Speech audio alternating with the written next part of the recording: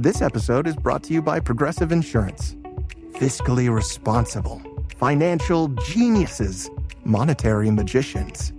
These are things people say about drivers who switch their car insurance to Progressive and save hundreds. Visit Progressive.com to see if you could save.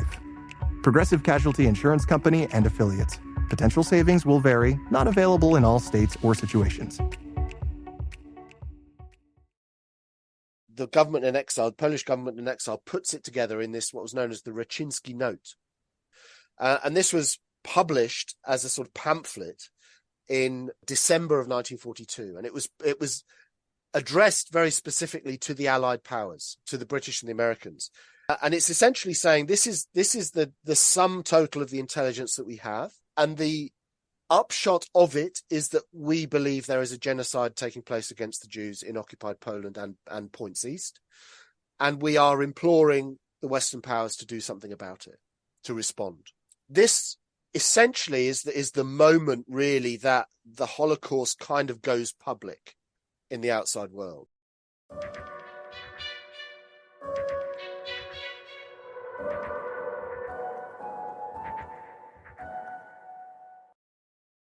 Welcome to the Spy Masters podcast. My name is Antonia Senior. I'm a writer and a journalist and your host. My mission is to bring you the best in spy writing, fiction and non-fiction, historical and contemporary. Our guest this time is the celebrated historian Roger Moorhouse. Roger is an expert on Central and Eastern Europe, and his acclaimed books include The Devil's Alliance about the Nazi-Soviet pact and First to Fight about the fate of Poland in September 1939. His latest book, The Forgers, is coming out in paperback in a couple of weeks. It's a brilliant read about a plan hatched by a group of Polish diplomats to rescue Jews from the Nazis by issuing false South American passports. Roger is here today to talk about Polish intelligence and their role in alerting a disbelieving world to the horrors of the Holocaust. We're going to be talking about who knew what, when. We've got more great guests coming up, so don't forget to subscribe and follow us wherever you get your podcasts. We're on X too, so follow us at SpyMastersPod. Now here's me talking to Roger Moorhouse about intelligence and the Holocaust. Welcome, Roger. Thank you so much for coming on. My great pleasure. Thank you for having me. We're here today. We're going to talk about intelligence and the Holocaust. So who knew what, when, and how the story of the terrible events that occupied Europe came to the attention of the world. But I think in order to tell that story, we have to start quite early. We have to start in September 1939, which is obviously another area that you're an expert on from your rather brilliant book, First to Fight, about the Polish experience in September 39. So just talk to me, set the scene. What's happening in Poland in September 39, and how is that going to become an intelligence story? Okay, so Poland is divided, is effectively wiped off the map again. One of many times in its history, but one of the most recent time in its history was wiped off the map in 1939. Occupied and destroyed by Nazi Germany in the west and by the Soviet Union in the east. And that prompts the establishment of the beginnings of the Polish underground, which grows, and it's not really very well known. It should be much better known, but that grows over the war years into the most effective, the most thoroughgoing underground resistance movement of wartime Europe. I mean, we in Britain tend to obsess a little bit about, the Maquis in France, and that's to a large extent sort of a cultural thing. It's also, geographical proximity, but it's a cultural thing. It draws on, Secret Army and watching episodes of Allo Allo, as we all did as youths. But we kind of see the Maquis as the archetype for a resistance movement. We should really shift that focus eastward and start to see the Polish underground as the archetype. So just to sort of, before I set the scene, I should probably set the scene on the Polish side as to what motivated them, because it is quite important that generation of Poles, when they were ordered by their superior officers, the various sort of piecemeal surrenders that they made, there was no general surrender, incidentally. There was no armistice signed with the Germans or the Soviets. There was just the defeat of Polish forces. So in a sense, there was, and very importantly, there was legal continuity between the pre-war government, and then, to the government in exile that ends up in London. So the underground is a sort of legitimate arm of that government organization. So that's quite an important point to make. But equally important is that all of those people who laid down their arms at various points in September 39, there was always this expectation that at some point they would, essentially return to the colours. They would, hide their uniforms, hide their weapons, and they would return to, underground resistance at some point when it was possible. And this was even made explicit by some of their commanders when they sort of gave them the order to lay down their weapons. Very importantly, this was building on an old Polish tradition, really. It was the tradition of what they call konspiracja, which is, a conspiratorial life, which is something that a lot of Poles had done, throughout the 120 odd years up until 1918, in which Poland didn't exist. It wasn't on the map. So they were living under foreign occupation, be it German, Prussian, Russian, or Austrian. There was this tradition of konspiracja where, you were outwardly conformist and you did what you were told and you had all the right paperwork and all that sort of thing.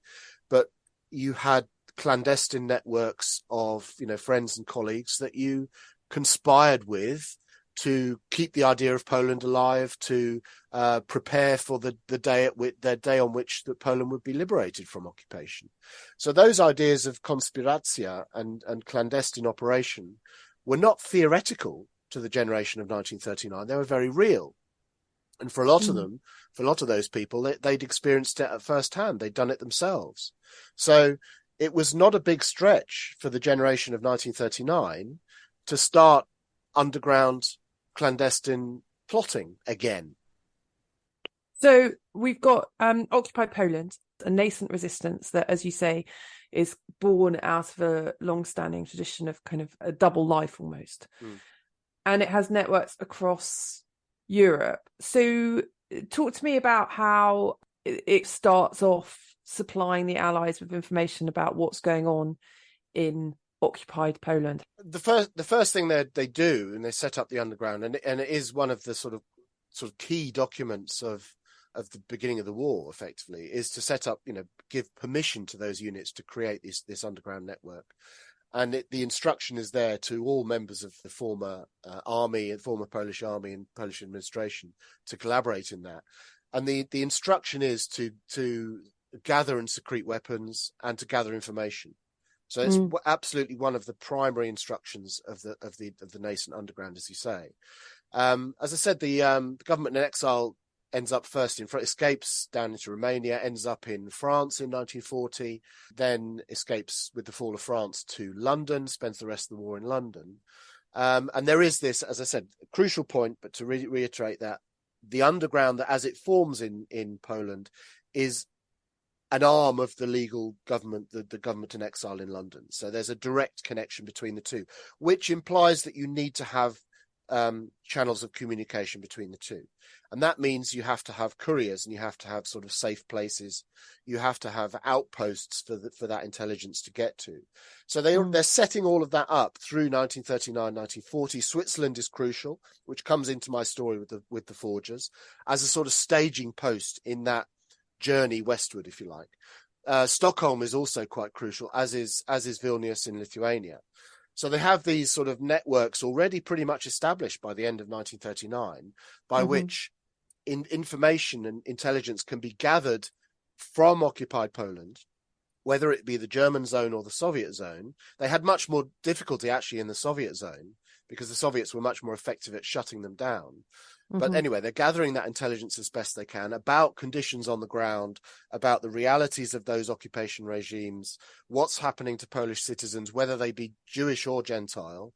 And that stuff is then, and the reactions to it, because a lot of, particularly German policy with regard to the Jews in Poland, for example, was very, very effective at divide and rule and sort of sowing these dissensions and spurring Polish anti-Semitism to turn on their Jewish neighbours and so on. So there's a lot of that going on. So crucially, one aspect that they wanted intelligence on was what's the popular reaction to these occupation regimes?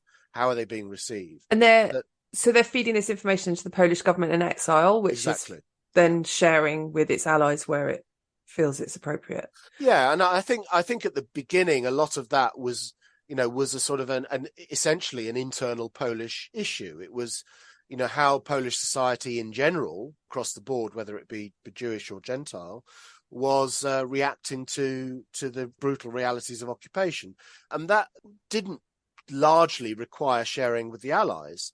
Where it became much more critical, I think, was when you have the beginnings of sort of systematic killing of Jews, targeting of Jews in 1941 with the beginnings of the Holocaust. We'll move on to the beginnings of the Holocaust in 1 second. I just want to talk to you a little bit about Jan Karski, who features in your book quite a bit and is a very colourful figure, and both central to the story itself and emblematic of the type of people that we're talking about and the kind of ways they're getting this information out. Yeah. Can you tell us a little bit about Jan Karski? I find him absolutely fascinating. He's an amazing man. He was an officer in 1939 in I think an artillery regiment. His unit was down somewhere near Krakow, was overrun quite quickly by the Germans, ended up, peculiarly, I think he ended up in Soviet captivity, but actually escaped the fate of most Polish officers that ended up in Soviet captivity, which was to end their days in the Katyn massacres. Essentially, I think because he sort of swapped uniforms with somebody, and he ended up in the uniform of a private or a junior rank. So he escaped that fate and ends up, sort of spat back out into occupied Poland, and very quickly, like so many others, found his way into these networks of the Polish resistance. He first comes west as a courier in 1940, and he was considered suitable for this sort of work because he realized quite quickly he had a photographic memory. So a lot of the material that he was given, he could essentially memorize and then sort of reproduce almost verbatim, 3 weeks later by the time he'd got across Europe. So he was given that task of getting across Europe, which essentially you needed pretty good documents. So they had to be very good at forging documents, which the underground got very good at because of those conspiratsia traditions that I talked about. They were just sort of revitalizing the forging presses or whatever the activities that they've been doing a generation before. So they start doing that again.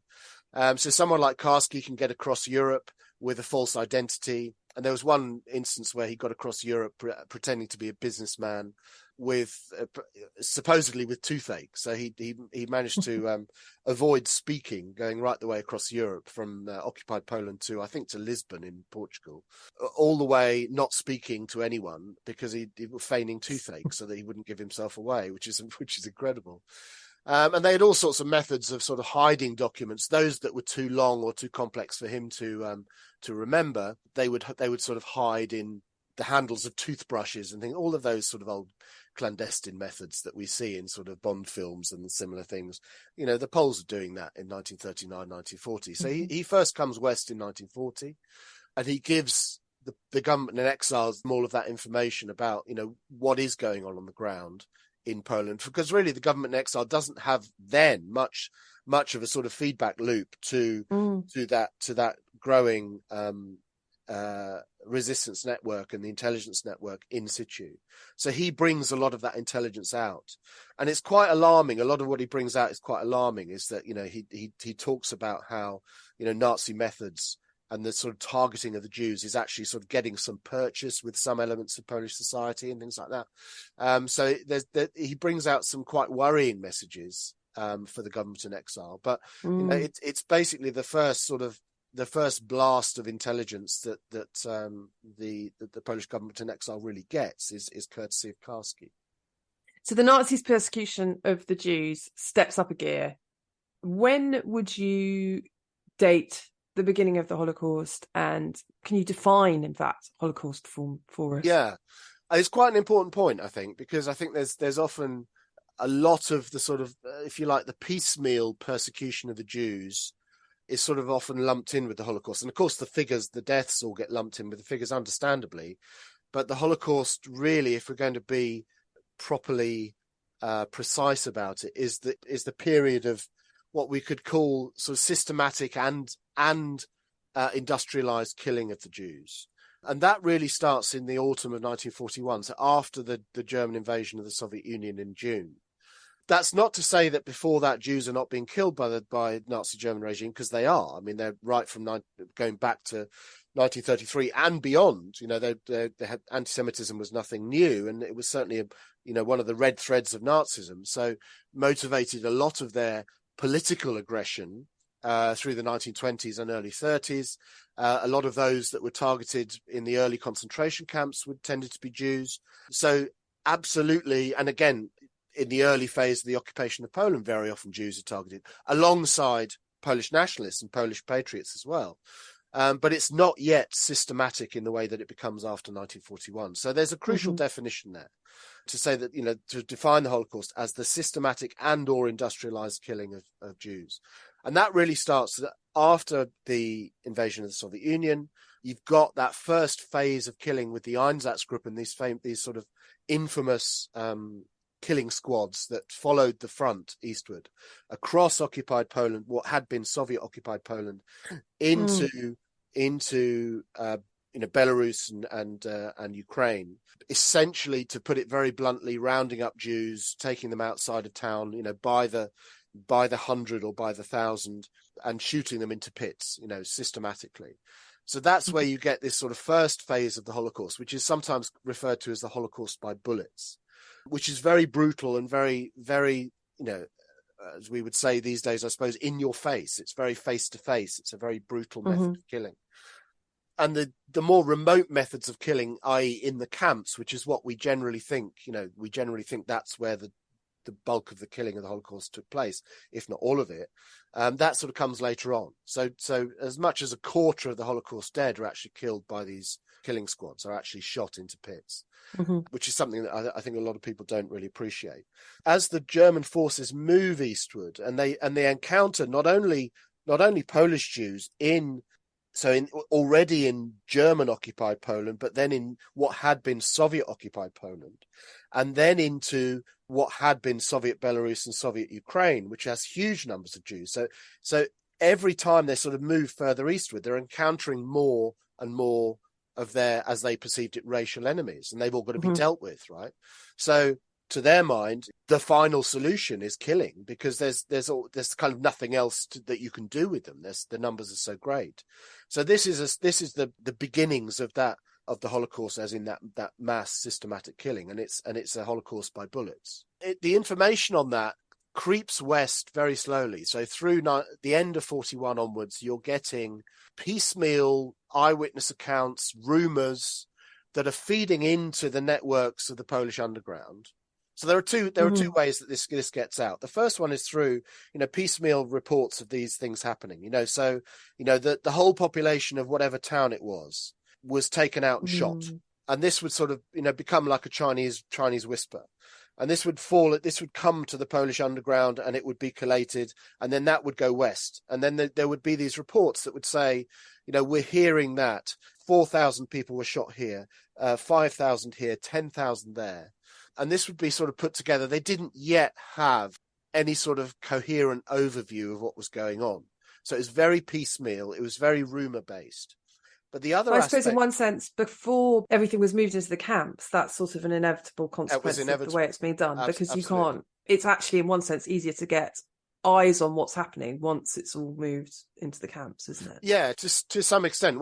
Later on, once you get someone who, like Pilecki, who we'll come to, who was in Auschwitz, and then saw what was going on, and then escaped and was able to give sort of chapter and verse of what was going on in the camps. Then you can actually gain some sort of overview of the process.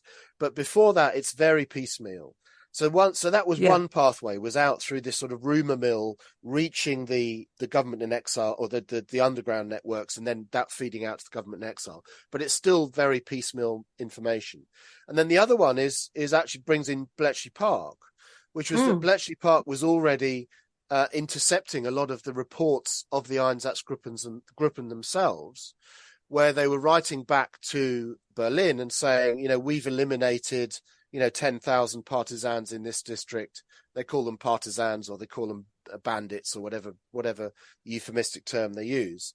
But they are intercepting this material. And again, it's piecemeal, but it ultimately, jump forward about a year and people are beginning to pull all of this piecemeal material together and actually provide some sort of coherent narrative. But you've got both of those sources of piecemeal information coming out already at the end of 1941. As you say, it's very piecemeal. It's confusing because I suppose if the secret communications Bletchley overhearing and referring to partisans and bandits, it's not explicit. So you can see why it could slightly get missed. So at what point then does the intelligence become so good that it becomes obvious that what we're looking at is a genocide? That's essentially two questions. The intelligence, I think, crystallizes sufficiently in the summer of 42. Mm-hmm. So when you start to get these reports coming out that are bringing out some sort of coherent narrative of overview of what's going on. Mm-hmm. The second question is when the outside world actually accepts that as fact, and that's slightly later. So they are two things. So you have already in the summer of 1942, you have a thing called the Regner Telegram, which comes out again. It's via Jewish organizations in occupied Europe.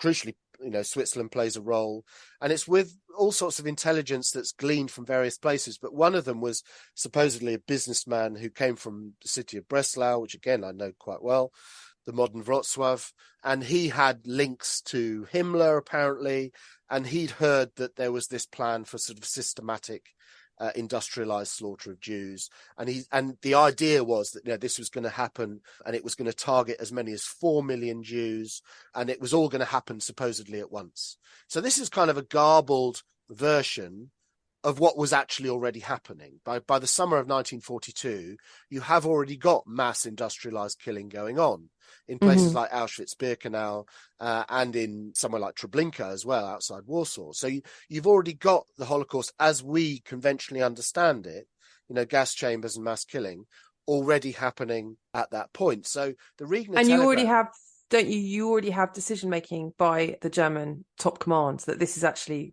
that they've formalized it themselves, haven't they, internally? Yeah. So that again, the process by which that all comes to pass on an official level is not entirely clear. So you've got the Wannsee Conference famously, which is in January of 42, which isn't really, it's often described as a planning conference for the Holocaust. It's not quite that.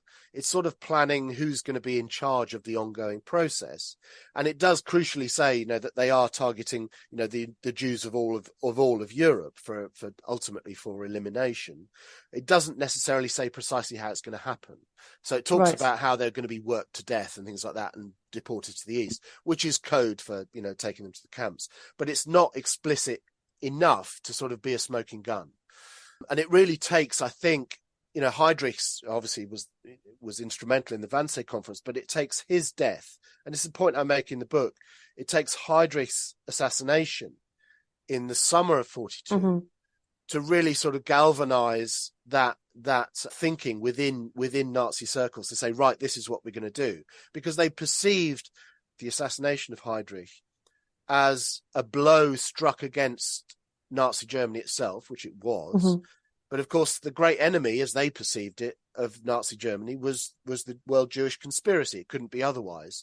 So every setback had to be the work of the Jewish conspiracy. So if you were going to avenge yourself for Heydrich's death, you avenge yourself against the Jewish population. So they certainly went for the Czech resistance, who were ultimately responsible for it, but they also targeted the Jews. So, Jews are pulled out the concentration camps, murdered en masse. There's a massive stepping up of the extermination operation in occupied Poland in the aftermath of that. So you really see this stepping up of the systematic murder of Jews in the aftermath of Heydrich's death for that reason. So that's happening in the summer of 42. So, and the Regner Telegram is in August of 42. Yeah. So really there's information coming out right from the beginning of when this crystallizes into into something systematic. So the Regner Telegram comes out, and it's sent to the US and to the UK, to Jewish representatives and to the State Department in the US, and the State Department kind of sits on it. So they don't really want to do anything about it. they see the narrative that's coming out of occupied Poland around the Holocaust essentially as sort of Jewish hysteria. So they don't really believe it. So there's a great quote which I use in the book where they talk about the Regner telegram as, and I quote, a wild rumor inspired by Jewish fears, right? Yeah. And there was a general feeling, and this was expressed by members of the exile government in London as well, that in a sense the sort of reality of what was going on was too big for people to really comprehend. And one of the members of the exile government actually said, if we claimed that 7,000 people had been killed, maybe they'd believe us. But if we say it's 700,000, then it's too big for them to understand. And they just think, oh, this is just a sort of, conspiracist nonsense. So there's that element as well. And this is something that actually was brought out very effectively. It was labeled the imagination gap by an American historian called Eric Johnson. And I think he's absolutely right in that to those receiving that information at the time, the reality of the Holocaust, of the idea that individuals could be taken out en masse by the thousand and shot, or taken by the thousand to gas chambers and systematically industrially murdered, is the reality of that is so vast and so mind-bending that it's very easy to say that can't possibly be true. And hence the imagination gap. It's beyond the imagination. Like you might fully understand that the Nazis wanted to target the Jews, wanted to eliminate the Jews, but the idea of systematically murdering Jewish people of Europe by the thousand in these industrial installations is kind of beyond imagination. And I think that's a really powerful point to make. So for a lot of people, this was, that those first blasts of intelligence coming out, however genuine that in retrospect they appeared to be or were very difficult for people to believe. I can understand that in a way, because even talking about it now, even with all the accumulated history, all the accumulated knowledge, all the accumulated hindsight, it's almost inconceivable that it could happen, yeah. even though we absolutely know that it did. Yeah, absolutely. It's still, every time you're confronted with the size of it and the intention of it and the horror of it, it is like a shock afresh. Yes, absolutely. So we have to jettison the 80 years of hindsight to some extent, if possible, and put ourselves in their shoes to understand that, faced with this information, which, much of which up to that point was piecemeal and based on rumor, but it's beginning in the summer of 42, it's beginning to crystallize into something much more serious, much more convincing. And the Regner telegram is part of that. Karski goes west in the summer of 1942 again. Mm-hmm. So he came first in 1940, went back. He's actually arrested by the Gestapo. They picked him up trying to get across the Carpathian Mountains.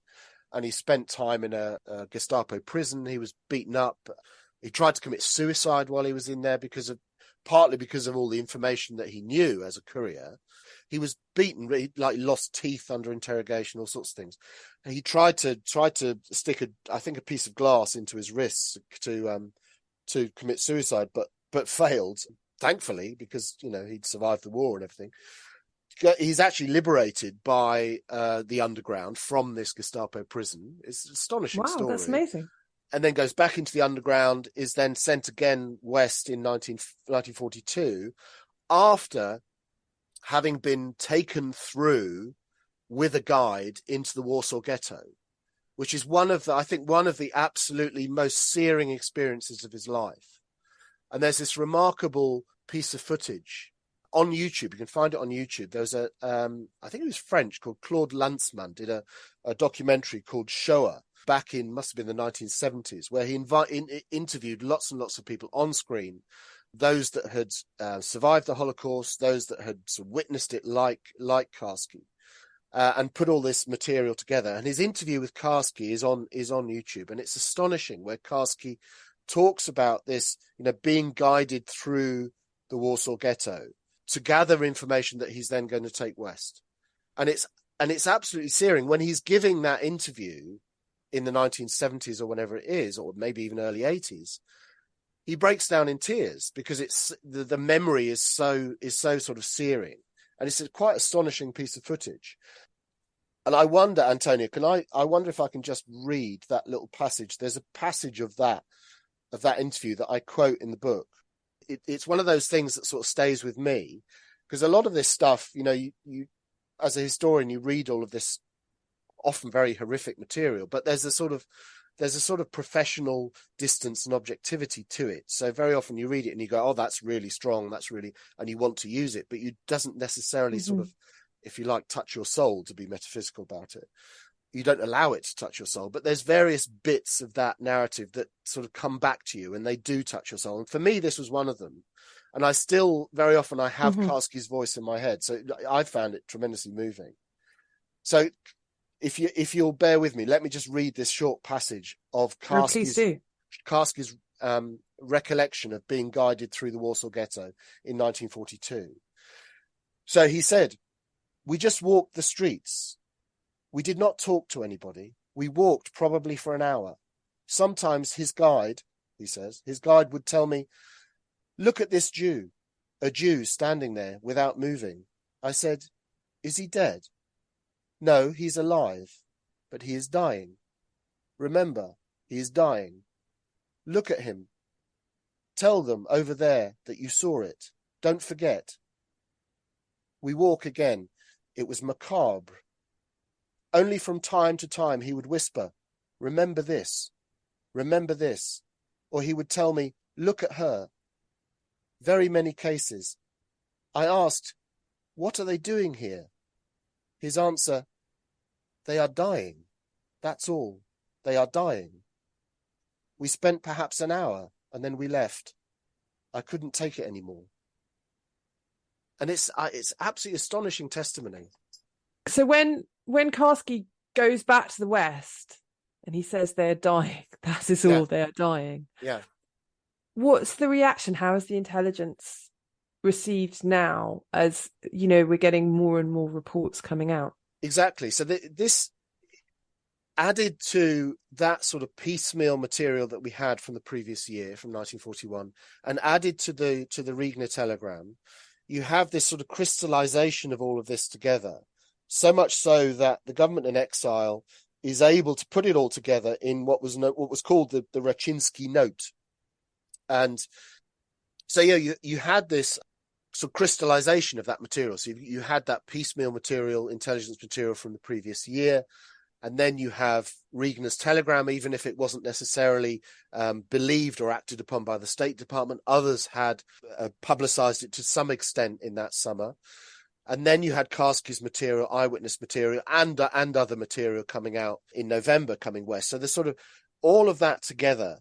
The government in exile, the Polish government in exile, puts it together in this, what was known as the Raczynski note, which was, Raczynski was the Polish foreign minister of the time.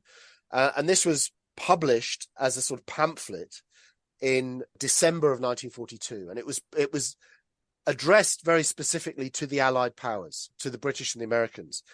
And it's essentially saying this is the sum total of the intelligence that we have. And the upshot of it is that we believe there is a genocide taking place against the Jews in occupied Poland and points east. And we are imploring the Western powers to do something about it, to respond. This essentially is the moment, really, that the Holocaust kind of goes public in the outside world. So there have been whisperings of it before.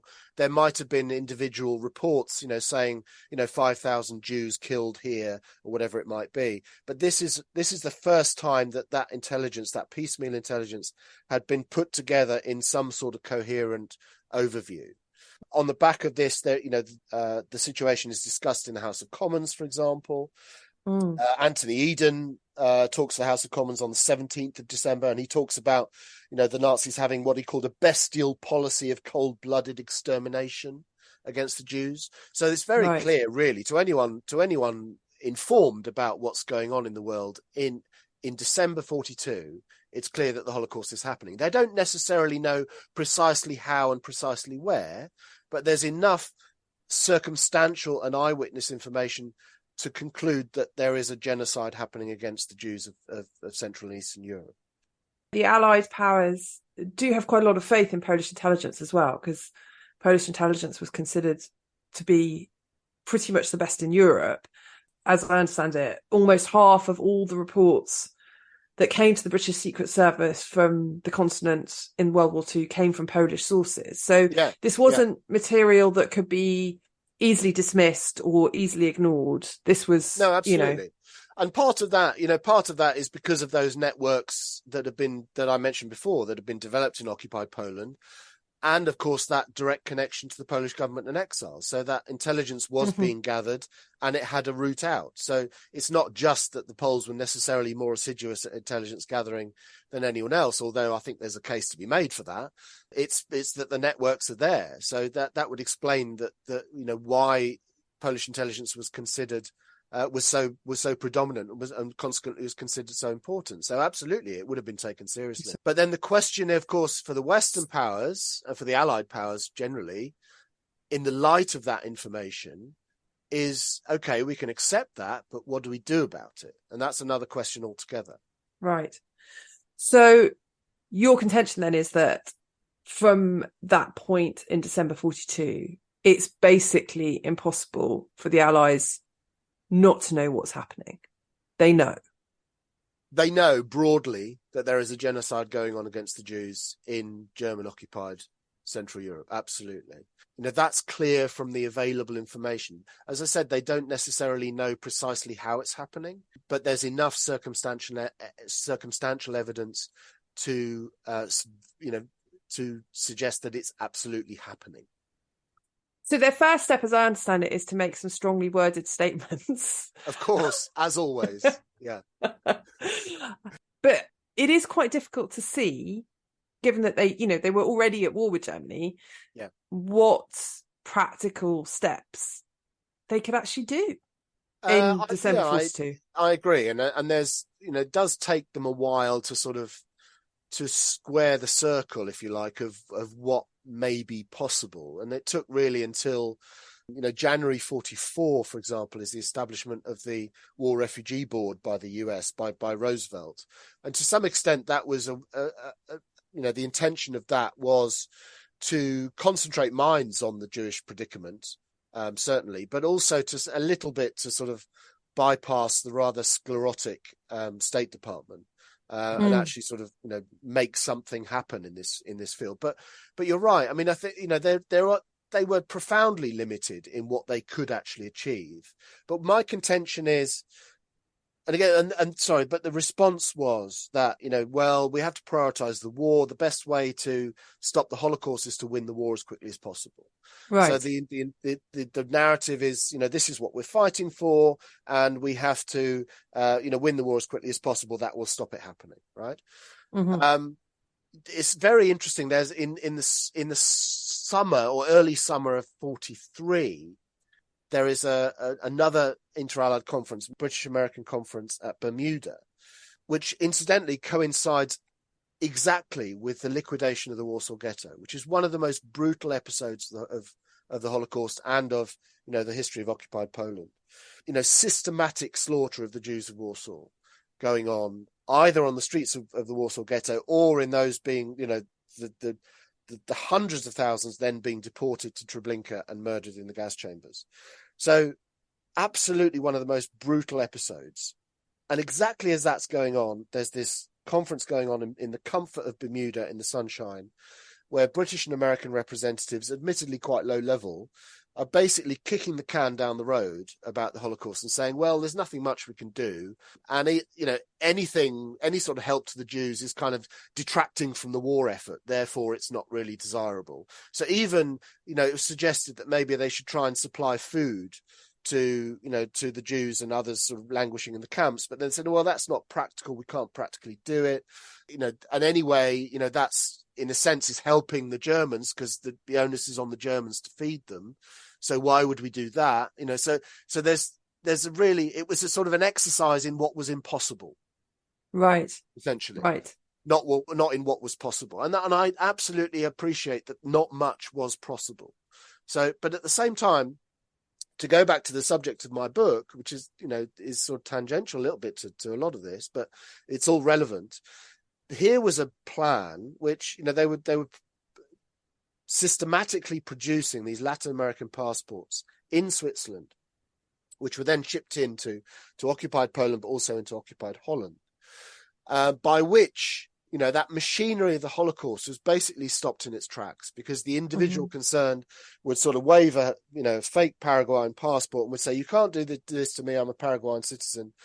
And the Germans, weirdly, for their own reasons, kind of respected that and tended to take that person out of the deportation train and send them, instead of to the gas chambers of Auschwitz-Birkenau, they sent them to Belsen, of all places, where they were held as what were known as exchange Jews, the intention being that ultimately they could be exchanged for Germans held abroad, right? Mm-hmm. So here was a scheme that had grown very organically, but was kind of already proven by 1943 to be saving Jewish lives, and the outside world, which is beginning to know about this certainly by the autumn of 43, is really unwilling to get behind it. And this is one of the sort of conundrums of my book, is that they've got information about the Holocaust. They can really not be under any illusion that the Holocaust is going on. And their own policy of doing anything about it is severely limited by logistics, by strategic concerns, and I would argue by fundamental indifference, to a large extent motivated by anti-Semitism anyway, but that's a point that could be debated. And here is a scheme coming along that's saying, this could work.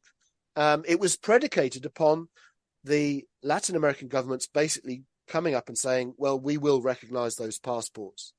And the State Department particularly is absolutely adamant in its communications with the Latin American governments, saying, well, you don't really want to do that because, this is rewarding illegal activity. And what happens if there's, spies in amongst those exchange Jews and all of that? So they're sort of painting all of these nightmare scenarios, which rather galvanizes the instincts of the Latin American governments, which are to not recognize those passports because they see it as an imposition, and nobody wants, poor refugee Jews anyway. That's just the reality of the world in 1943.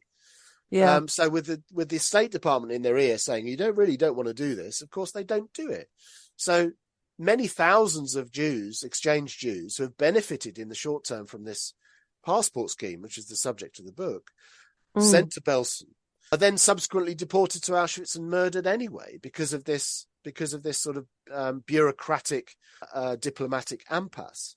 So Here was a scheme that could have done something, and yet still in 43 and even into 44, they're still wrestling about the legality of it, whether it's actually desirable, blah, blah, blah. So there's really, it really sheds a pretty unflattering light on inter-allied diplomacy, particularly the State Department, I must say, in reaction to the ongoing Holocaust. I did find that quite shocking in reading your book. What's quite interesting about it is that on one hand you have a kind of group of bureaucrats running this illegal passport scheme, and then their kind of mirror image are these pen-pushing bureaucrats in the State Department who are a bit squeamish about people forging passports. Yeah. In the face of a genocide that's claiming millions of lives. It's absolutely extraordinary. And crucially, a genocide about which they could not claim ignorance. They really could not claim ignorance. So, all of that, this is why the timeline is so significant in that. Even into 1944, I think one of the last documents I quote is of a State Department official in 1944. This absolutely no excuse. You can't claim ignorance about the Holocaust, and yet he's saying, well, we really don't want to reward illegal activity and expose ourselves to potential espionage by recognizing these passports. Astonishing, how that sort of bureaucratic propriety could still sort of trump basic human instincts. And by then they'd already had reports from inside Auschwitz, hadn't they? Can you tell us a little bit about it? Yeah, absolutely. Yeah, so I mean, by that stage, absolutely right. You've got Witold Pilecki, who's one of the most famous members of the Polish resistance. He'd fought in 1939, joined those nascent underground units, and he actually volunteered to go to Auschwitz, because Auschwitz was established in 1940. by the Germans, primarily as a camp actually for Poles. So for Polish citizens that have transgressed, or for, those that the Germans considered, liable to resist or actively resisting. So initially it's established for Poles, and he volunteers to be caught in one of these roundups in Warsaw. He then goes to Auschwitz, and his intention was to organize resistance within Auschwitz, but crucially to report back to the Polish underground, and then by extension to the government in exile, about precisely what Auschwitz was. So at the beginning, you've got Auschwitz I, which is if you like, a regular concentration camp, primarily for Polish citizens. And that's where he goes. And then in 1942, Auschwitz II is created, which is Auschwitz-Birkenau, which is, it is itself a hybrid camp. So it's both a labor camp and an extermination camp, confusingly. But he knows about, how that develops. He knows about that switch within Auschwitz, within the Auschwitz. Auschwitz is, you could describe it as an archipelago of camps. He knows about that switch from, primarily targeting Polish resistance to creating an extermination camp for Jews. So, and he actually escapes from Auschwitz in the spring of 43. So it's a remarkable story. Bear in mind that the average lifespan of an Auschwitz prisoner in sort of 42, 43 at the height of its operation is about 3 months. He was there from the autumn of 1940 to the spring of 1943 and survived through it, collecting information, collecting intelligence, feeding it out as far as he could to the underground networks outside. And then he finally escapes in the spring of 43. And he writes a report about everything he's seen and everything he's heard about Auschwitz and the ongoing Holocaust. And that's the Pilecki report, which is comes west in the summer of 43, which is very significant. He actually advocates that the Allies should bomb Auschwitz. And he said, those prisoners that would be the inevitable sort of collateral damage of that he says they basically would welcome a swift death, which, I mean, the Western powers, British and Americans, couldn't possibly countenance that. But it's very telling from someone who had been in there, had seen it with his own eyes, that's how bad he thought it was. He saw it. For the British and the Americans, it's that imagination gap that you were talking about earlier. Yeah. It's impossible for them to conceive that Auschwitz was as appalling as he said it was, to the point where they were morally obliged to bomb it into smithereens. Yes, exactly right. It's the imagination gap all over again. And to just jump forward to sort of complete that narrative of the intelligence, I think the last piece of the jigsaw, there are others, smaller pieces. The last piece of the jigsaw really is the report that was done by Rudolf Verba, and I've forgotten the first name of the other guy that collaborated with him, but his surname was Wetzler. So it's known as the Verba-Wetzler report, which came out in the spring of 1944. And both of them had also escaped from Auschwitz. And that sort of gave really chapter and verse to that sort of somewhat piecemeal intelligence that we had before. So that really sort of nailed down the precise details of what was going on. So really, I mean, as I say, there's no real excuse, certainly for someone in the State Department, I think even after December 42, to be under any illusions that the Holocaust is ongoing. But certainly by, summer 43, you got Pilecki, spring of 44, you got Verba-Wetzler. The information is there. And to still be obstructing efforts by people like my forgers, the Ładoś group, to try and sort of save Jews at that point is I think is utterly unconscionable. Agrees, and not only unconscionable in terms of their moral obligation to the Jews that they could have saved and effectively condemned, but also to those brave men and women of Polish intelligence who were putting themselves on the line to bring this information out, only for this information to be firstly disbelieved, secondly not acted upon. Yeah, absolutely. And the whole, I mean, this is a story that needs to come out about, the size, the significance, the impact that the Polish underground had in connection with that, that link to the government in exile. But, even in its own terms, they had, Karski wasn't the only courier. They had others. They used to go up via Stockholm, come west. There was another courier who famously sort of travelled across the rail networks of Nazi-occupied Europe in the uniform of a Wehrmacht major, and he was a Polish underground courier.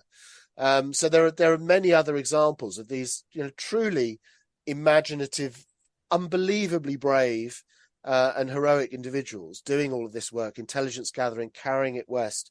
And yet they sort of come to a bureaucratic dead stop because, as you said, there's some guy in an office in Washington says, "Nah, I'm not doing that." Right. It's tragic, and as I say, it's tragic and unconscionable. I mean, just to complete the tragedy of a tragic story, bring it to a tragic end. Can we talk about the fate of the Polish intelligence networks and the Polish underground when the war in Europe was concluded? Yeah, I mean, the Polish underground, the intention always, going right back to 1939, going back to what I described at the beginning, was to prepare for, the liberation of Poland from foreign occupation, as it had been in the 19th century. And they see the possibility of that arising with the sort of the looming arrival of the Red Army in the Soviet front in 1944. So they're in a difficult situation because you've got the Germans occupying them, which is absolutely brutal. And the Soviets are going to come through and are going to defeat the Germans, and they're going to occupy them as well. And they're under no illusions that the arrival of the Red Army will not be a liberation. It will be another occupation. And they know exactly what, Russian / Soviet occupation is like because they know it from old, from the 19th century. So, and from half the country had already experienced Soviet occupation. Precisely, half the at the beginning of the war. Experienced, between 39 and 41, had experienced extremely brutal communist occupation in that period as well. So they're under no illusions, and what they have to do is kind of, ride that little moment of freedom where the German front kind of moves westward before the Soviet front arrives. They have to, if you like, exploit that moment of freedom to essentially liberate themselves, so they can present themselves to the Soviets as the legitimate rulers of Poland again, and to some extent, exert some influence over Soviet policy at that moment. So this is the origin of what becomes the Warsaw Rising of September 1944, is to try and take control of right across occupied Poland, but crucially Warsaw, the capital, to be able to present themselves to the incoming Soviets as their own liberators.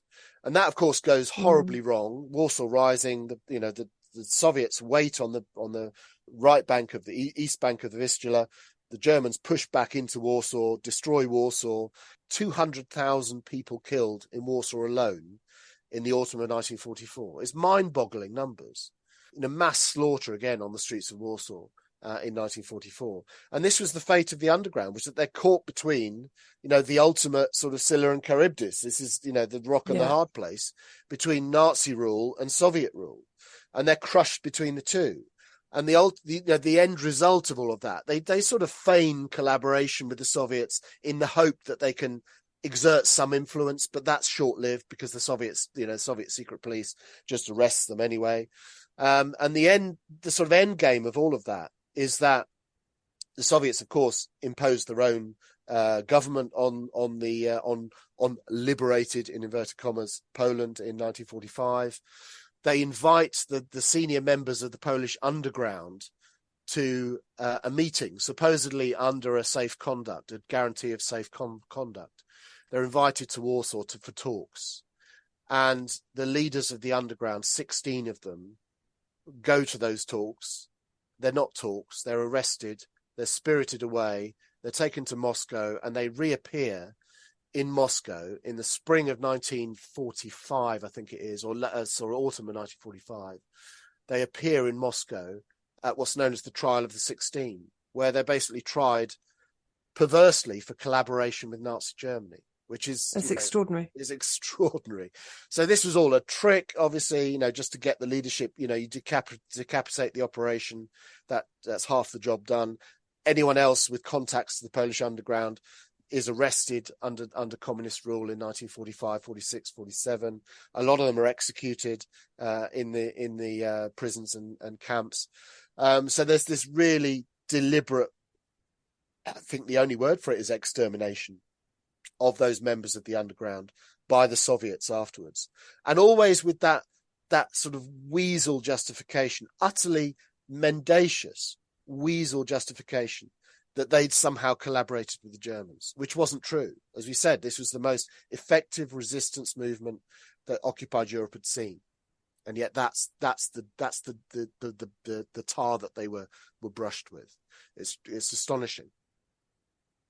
It's absolutely extraordinary. And tragic that they, were they executed or gulagged?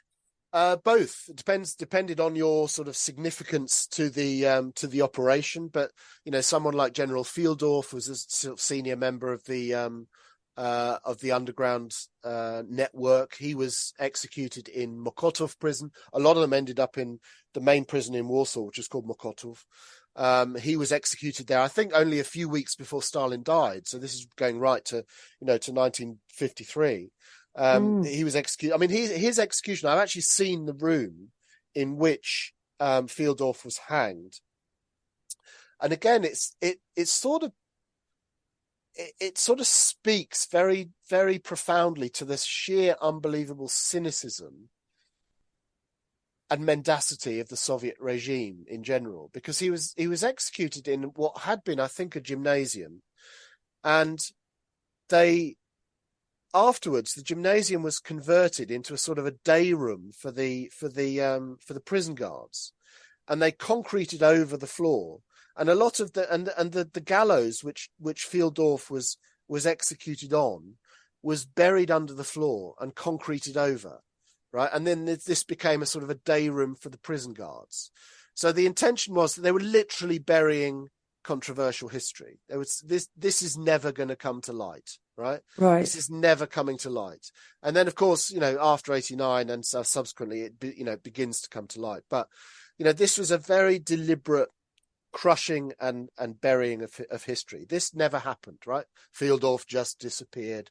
No one ever knew what happened to him. Now we know, and the truth is darker than you can almost imagine. It's interesting. The intelligence that you've been talking about in the course of this podcast it wasn't always acted upon, because I suppose for the reasons that we've discussed. But the truth in itself can never be underestimated as a force. So even though these guys risked their lives to bring the intelligence out and it wasn't acted upon, it was always worth it, right? Because the truth is always worth it. I mean, I speak from the comfort of a world in which we still have a concept of truth, and we still have those principles still to some extent, thank God, guide how our politics works and our society works. You have to bear in mind that totalitarian systems function on the sort of institutionalization of lying. Everyone's lying to everybody else, and everyone knows that everyone's lying. And what we have in what we call the free world, for all its faults, is a system built on at least some semblance of truth and justice and law, however flawed that might be. So there's a fundamental difference there that we have to appreciate. And what those individuals were doing, whether it's someone like Karski, who's trying to bring the truth west and is then subsequently, disbelieved, or his intelligence is not acted upon, or someone like, members of my Ładoś group who are, forging passports or providing these illegally produced passports with the most honourable intentions possible. As they said, this is a humanitarian operation. We're trying to save as many lives as possible. That was their goal all the way through. It's no more than that. But the fact that they kind of didn't save as many lives as they'd hoped to save, right? They produced about 10,000 passports. The numbers of those that we know were saved with them is around the sort of 800 plus. And the disparity and that's the relatively small numbers is often people, point to the Ładoś group and say, well, was it worth it? Was the underground worth it? Was it worth doing what they did? Was it worth doing the Warsaw Rising when it cost 200,000 lives in Warsaw alone? But again, I go back to that point. From the safety and the comfort of where I am in the world, I think it is worth it because it's worth standing up for the truth. It's worth doing the right thing, even if, that can have negative, damaging consequences. It doesn't necessarily have the right results in life, but it's worth standing up to do the right thing. I think that is a rather brilliant place to bring this to an end. Roger, thank you so much. That was completely fascinating. And I would highly encourage everybody to run out and buy your book. It's utterly devastating, but also completely readable and unforgettable. So thank you for that. My great pleasure. Thank you. Thank you for listening. Don't forget to subscribe wherever you get your podcasts. And if you enjoyed this episode of Spy Masters with Roger Moorhouse, help us get the word out. Spread the word, recommend to your friends. Come in from the cold.